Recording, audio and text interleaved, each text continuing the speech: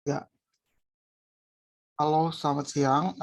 Pada kesempatan kali ini, kelompok kami akan melakukan presentasi mengenai data security in construction industry. Kelompok kami berisikan Kakak Nisa, Clifford, dengan saya. Nah, definisi data security. Data security itu mengacu kepada proses melindungi data dari akses yang tidak sah dan korupsi data sepanjang siklus hidupnya. Keamanan data mencakup enkripsi data, hashing, tokenization, dan praktik manajemen kunci yang melindungi data di semua aplikasi dan platform. Atau mudahnya, data security merupakan perlindungan terhadap data digital yang bersifat privat untuk mencegah akses yang tidak diinginkan terhadap komputer, database, maupun website pada industri konstruksi. Alasan harus adanya data security. Organisasi di seluruh dunia banyak berinvestasi dalam kemampuan keamanan cyber teknologi informasi (TI) untuk melindungi aset penting mereka. Suatu perusahaan perlu melindungi merek, modal intelektual, dan informasi pelanggan atau menyediakan kontrol untuk infrastruktur penting. Sarana untuk deteksi insiden dan respon untuk melindungi kepentingan organisasi memiliki 3 elemen umum, yaitu orang, proses, dan teknologi. Nah, kita masuk ke dalam sejarahnya data security. Jadi pada tahun 1970-an, Robert Thomas yang merupakan peneliti untuk BBN Technologies di Cambridge, Massachusetts, menciptakan sebuah virus komputer pertama. Dia menyadari bahwa memungkinkan bagi program komputer untuk bergerak melintasi jaringan, meninggalkan jejak kecil kemanapun ia pergi. Dan ia menamai program tersebut Creeper dan merancangnya untuk melakukannya antar terminal Tenex pada ARPANET awal, mencetak pesan "I'm the Creeper, catch me if you can". Seorang programmer komputer bernama Ray Tomlinson juga bekerja untuk BBN Technologies. Pada saat itu dia melihat ide untuk mengotak-atik program dan mereplikasikan diri worm komputer pertama. Dan dia menamai program tersebut adalah Reaper, sebuah antivirus software pertama yang menemukan salinan The Creeper dan menghapusnya. Tujuan data security. Tujuan utama data security adalah untuk melindungi data yang dikumpulkan, disimpan, dibuat, diterima, atau dikirim oleh organisasi. Tidak terbatas pada masa perangkat, teknologi, atau proses mana yang digunakan untuk mengelola, menyimpan, atau mengumpulkan data. Maka itu harus dilindungi. Manfaat data security yang pertama adalah melindungi semua informasi berharga. Informasi sensitif organisasi atau perusahaan tidak boleh bocor. Data harus disimpan tepat pada tempatnya dan harus aman. Yang kedua adalah menjaga reputasi. Setiap organisasi yang dapat menyimpan rahasia juga membantu membangun kepercayaan di antara semua pemangku kepentingan, termasuk pelanggan, yang mengetahui bahwa data mereka aman dan terjamin. Yang ketiga adalah marketing dan keunggulan kompetitif. Menjaga informasi sensitif dari akses dan pengungkapan ilegal membuat suatu perusahaan unggul dari kompetitor atau pesaingnya. Mencegah akses apapun ke rencana pengembangan atau perluasan masa depan perusahaan adalah kunci dalam mempertahankan keunggulan kompetitif perusahaan. Yang keempat adalah menghemat biaya development dan support. Semakin awal sebuah perusahaan memasang fitur keamanan ke dalam aplikasi, semakin sedikit biaya yang mungkin akan dikeluarkan dari dukungan di masa mendatang dan biaya pengembangan dalam hal modifikasi kode. Next. Berikutnya adalah jenis-jenis data security. Yang pertama adalah authentication dan authorization. Merupakan salah satu cara yang disarankan untuk meningkatkan keamanan data dan melindungi dari pelanggaran atau data breach. Teknologi autentikasi ini memverifikasi apakah kredensial pengguna cocok dengan yang disimpan di database. Proses autentikasi standar saat ini mencakup penggunaan kombinasi cara untuk mengidentifikasi pengguna resmi seperti password, PIN, token keamanan, kartu gesek, atau biometrik. Yang kedua adalah access control. Sistem kontrol akses dapat mencakup, yang pertama ada kontrol akses diskresioner atau discretionary access control. Ini adalah yang paling tidak terbatas, memungkinkan akses ke sumber daya berdasarkan identitas pengguna atau grup. Yang kedua dari kontrol akses adalah yang berbasis peran atau role-based access control. Ini menetapkan akses berdasarkan peran organisasi dan mengizinkan pengguna mengakses hanya informasi tertentu. Dan yang ketiga adalah kontrol akses wajib atau mandatory access control. adalah yang memungkinkan administrator sistem untuk mengontrol akses secara ketat ke semua informasi. Yang ketiga adalah backup and recovery. Memprioritaskan keamanan juga memerlukan rencana tentang cara mengakses data perusahaan dan klien jika terjadi kegagalan, bencana, kerusakan data, atau pelanggaran. Melakukan backup data secara teratur merupakan aktivitas penting untuk membantu akses tersebut. Cadangan data memerlukan pembuatan salinan data dan menyimpannya di sistem atau media terpisah seperti tape, disk, atau di cloud. Yang keempat adalah encryption atau enkripsi. Digunakan untuk melindungi data yang disimpan dan data yang ditukarkan antara database, perangkat seluler, dan cloud. Adapun kunci enkripsi harus dikelola dengan aman, termasuk melindungi sistem manajemen penting, mengelola cadangan enkripsi di luar situs aman, dan membatasi akses. Yang kelima adalah data masking. Perangkat lunak penyamaran atau data masking menyembunyikan data dengan mengaburkan huruf dan angka dengan karakter proxy. Datanya masih ada, yaitu di balik masking. Software mengubah data kembali ke bentuk aslinya hanya ketika pengguna berwenang menerima data tersebut. Yang keenam adalah tokenization.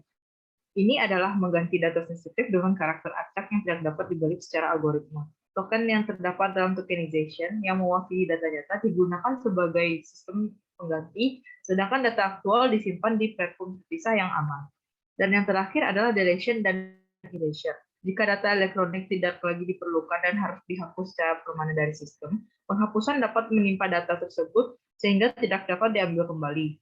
Erasure berbeda dengan deletion, yaitu proses yang menyembunyikan data sedemikian rupa sehingga mudah diambil kembali.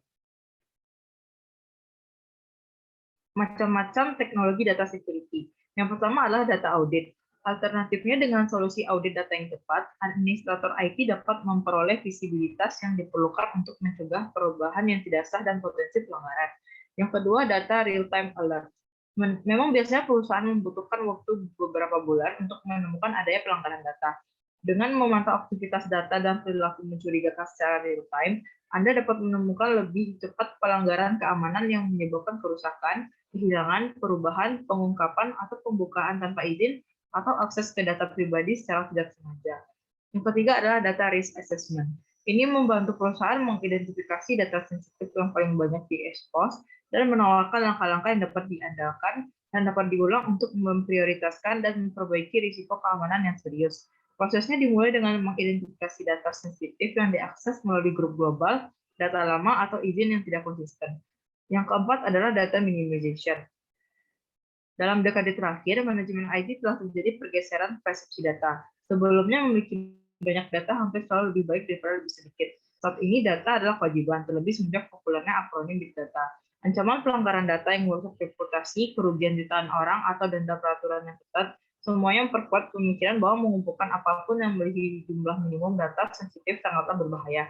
Oleh karena itu dihadirkanlah teknologi data minimization. Data security di dunia konstruksi. Jadi ancaman terbesar sekarang adalah cybercrime. Cybercrime adalah tindakan ilegal yang dilakukan pelaku kejahatan dengan menggunakan teknologi komputer dan internet untuk menyerang sistem informasi korban.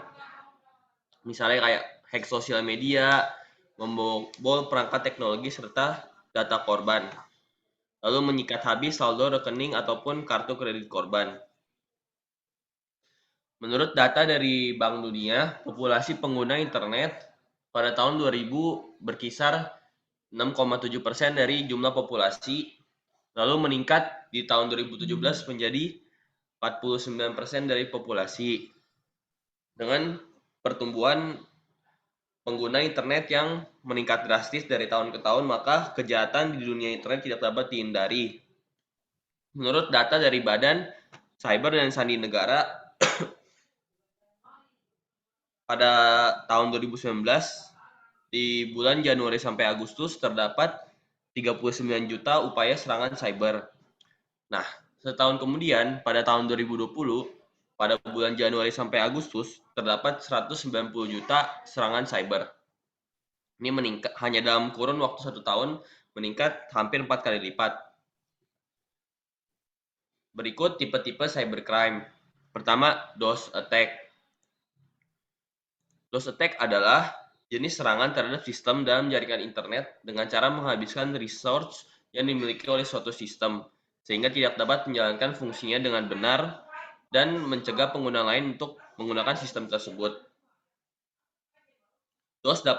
Penyerangan ini dapat menggunakan satu komputer dan satu internet.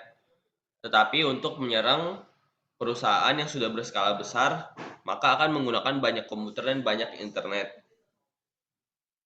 DOS ini lebih ditujukan kepada bisnis yang kecil sampai menengah, di mana DOS ini memiliki dua tujuan, yaitu pertama untuk membuat sistemnya lumpuh, mencuri data. Nah, yang kedua untuk meminta uang tebusan. Untuk menghentikan serangan DOS, maka biasa pelaku kejahatan akan meminta uang tebusan. Lalu serangan yang kedua adalah phishing. Phishing adalah contoh cybercrime untuk melakukan penipuan dengan mengelabui korban. Umumnya aksi phishing ini dilancarkan melalui email atau media sosial seperti mengirim link palsu, membuat website bodong, dan sebagainya. Tujuan dari phishing ini adalah mencuri data penting korban seperti identitas diri, password, kode PIN, kode OTP, dan lain-lain.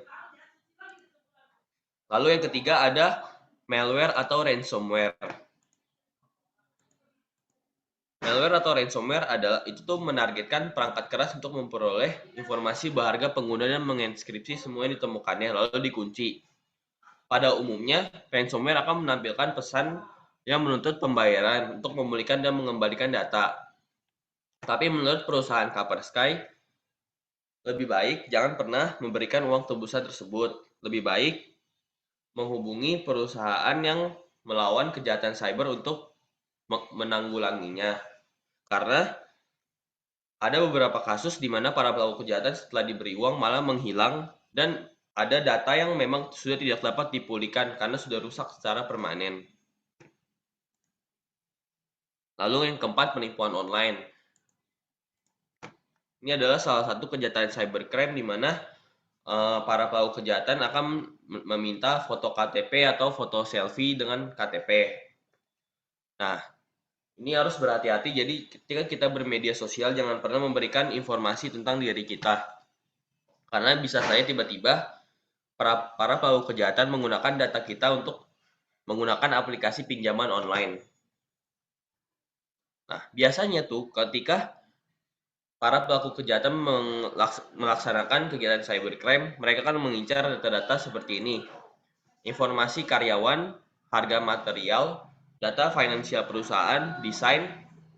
Desain itu seperti building information modeling yang ada di perusahaan konstruksi. Yang kelima, catatan bank dan laporan keuangan. Keenam, informasi yang sensitif untuk kontrak yang privasi. Next. Nah, lalu gimana sih kita untuk melawan cybercrime ini? Maka kita harus melakukan cyber security.